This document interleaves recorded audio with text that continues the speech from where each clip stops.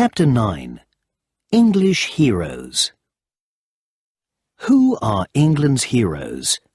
The important people who will never be forgotten. One of the greatest must be William Shakespeare, who wrote many beautiful poems and about 37 plays, including A Midsummer Night's Dream, Romeo and Juliet, Hamlet, and Macbeth.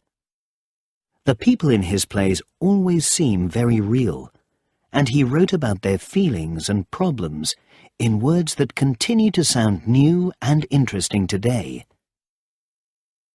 Another hero of England from the world of literature is Charles Dickens. Dickens wrote some of the best novels of Victorian times, including Oliver Twist, David Copperfield, Bleak House, and Little Dorrit. Dickens used his books to show how terrible life was for poor people in England at the time of the Industrial Revolution. But England has scientific heroes as well as heroes from the world of literature. One of the greatest of these was Sir Isaac Newton. Born in Lincolnshire in 1643, Newton studied at the University of Cambridge.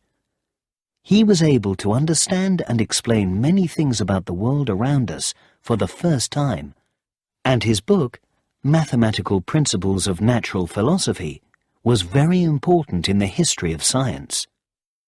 Newton helped people to understand about light and colour, and he was also the first person to explain gravity, the force that pulls things towards the ground. Charles Darwin also did scientific work in England. He was born into a rich family, and in 1831 he left England to travel around the world. Darwin studied the animals and plants that he saw on his trip, and was interested in the differences between them. When he came home, he began to work on a new idea, the theory of evolution. This was the idea that only the strongest animals and plants lived and reproduced, had babies or grew seeds. And so, Darwin believed each kind of animal and plant was slowly changing. In 1859, Darwin published his ideas in the book On the Origin of Species.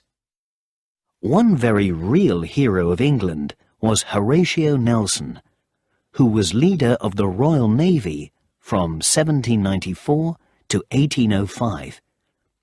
Nelson, who lost one eye and one arm in battle, was a great leader, and with him, Britain won many battles against France during the Napoleonic Wars. At the Battle of Trafalgar, Nelson helped to stop the French from invading Britain, but he was then killed. A very large statue of him stands 46 metres high in Trafalgar Square and is one of London's best-loved sights. Two other important English seamen were Sir Francis Drake and Captain Cook. Sir Francis Drake helped to lead England against the Spanish Armada in 1588, and Captain Cook was the first European to reach the east coast of Australia in 1770. Winston Churchill, Prime Minister from 1940 until 1945, was another English hero for many people during World War II. Churchill was a strong leader, and many people believe that the speeches and radio broadcasts he made during the war helped the UK to win the war.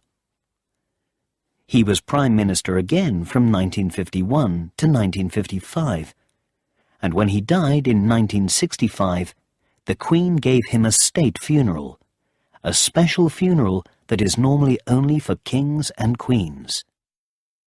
Another famous politician was Margaret Thatcher. Thatcher was Prime Minister from 1979 to 1990, longer than any other person in the 20th century, and she was also the first woman Prime Minister of the UK. One of England's most famous heroes is not actually real. Stories about Robin Hood have been popular since the Middle Ages, and in modern times many films, plays and TV programs have been made about him. In these old stories, Robin Hood is a great fighter and an outlaw, someone who does not follow the law. Living in Sherwood Forest at a time when the King of England is a dishonest man, he takes money from the rich to give it to the poor.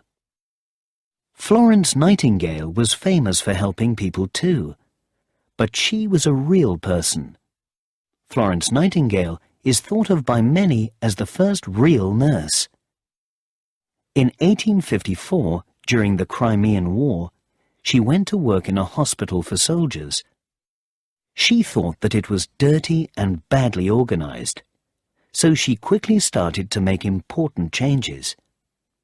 Because of her, the hospital became cleaner, the soldiers were given good food and taken care of better, and soon fewer people were dying.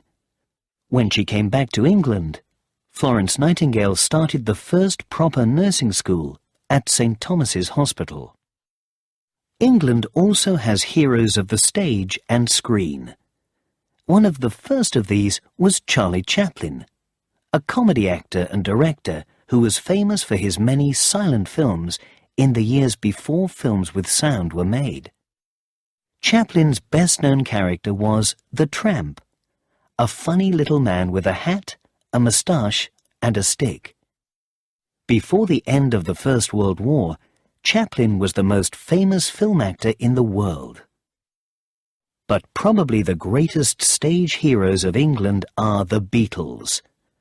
John Lennon, Paul McCartney, George Harrison and Ringo Starr had their first hit, Love Me Do, in 1962, and by 1964 they had become famous around the world.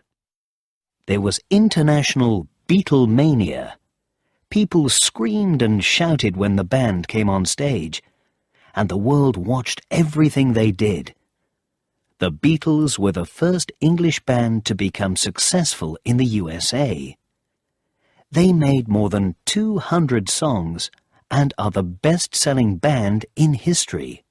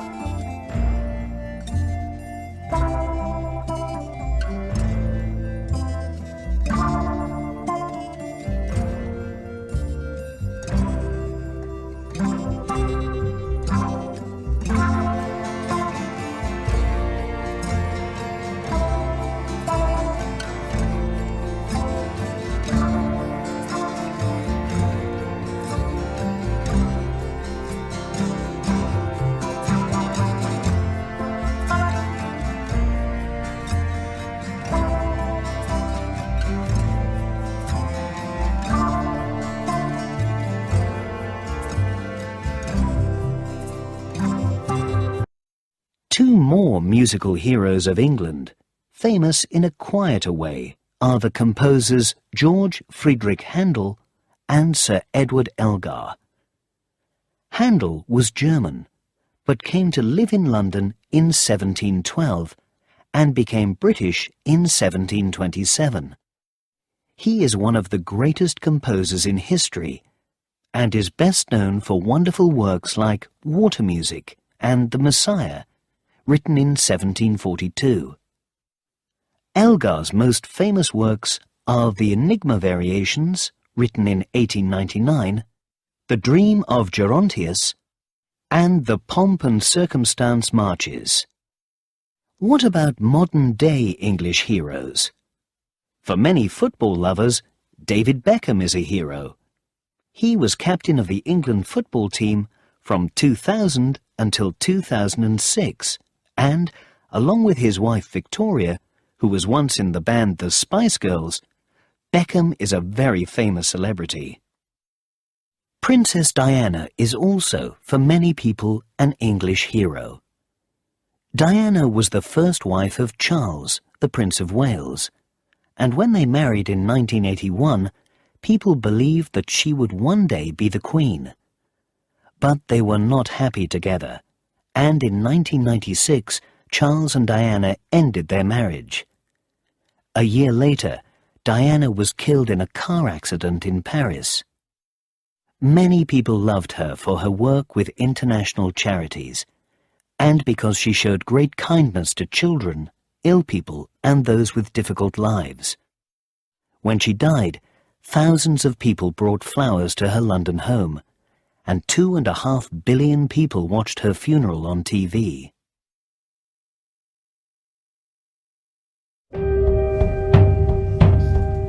The UK's Queen Elizabeth II is dead. She was crowned Queen in 1952, which makes her the longest reigning British monarch. And as you can imagine, she saw great changes during her time, like 15 different British prime ministers or 7 popes. She refused to be involved in political affairs though, and rarely expressed her personal opinion. She was way too busy managing her family's internal turbulent times anyway. Despite being a very busy young woman, she still had a romantic determination and married Prince Philip of Greece at just 21 years old. Philip was a problematic choice because he was born abroad and had no money. Anyway, fast forward a couple of years, they end up having 4 children. At 27 years old, while on tour in Africa with her husband, her father King George died, and she now was Queen. She adapted to the responsibilities of being tasked with a job for life at a young age. Her coronation was a main event with 200 million viewers. The royal family suffered from the very public scandals of her children's marital problems, like in 1997 with the death of Princess Diana or the whole Harry-Meghan situation. Last year in 2021, after 73 years of marriage, her husband Prince Philip died at the age of 99. His funeral took place at Windsor under the strict limitations of COVID-19. Her solitary pain touched the whole nation. Following her death, Prince Charles now takes over as king, and he has some big shoes to fill. The Prince Charles Philip Arthur George is now, by the death of our late sovereign of happy memory, become our only lawful and rightful liege lord, Charles III. From the balcony of London's St James's Palace, the reign of the country's 62nd monarch was formally proclaimed. A centuries-old tradition, this was once the way the country learnt a sovereign had died and a new one had taken the throne. For those watching on, it was likely the first time many of them had sung these words.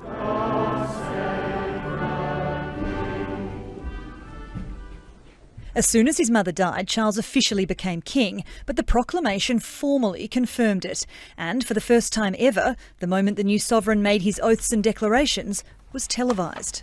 In taking up these responsibilities, I shall strive to follow the inspiring example I have been set in upholding constitutional government and to seek the peace, harmony and prosperity of the peoples of these islands. I swear by Almighty God that It was then the turn of British politicians to swear their allegiance to their new king. I swear by Almighty God that I will be faithful and bear true allegiance to His Majesty King Charles, his heirs and successors, according to law, so help me God. The king has spent most of his life preparing for this role. At 73, he's the oldest person in British history to become monarch. King Charles begins his reign balancing his private grief for the loss of his mother with his new obligations of public duty. The Queen has bequeathed him a legacy of public affection for the crown, but if his time on the throne is to be a success, he'll have to modernise the monarchy. It will be a delicate balance. It is, after all, a family business of sorts. But as the royals emerged from days of private mourning to view the tributes left to the Queen, the sight of 2 warring princes, once again side by side, indicated a sometimes fractious family may in the end be united by grief. Sarah Morris, TRT World, London.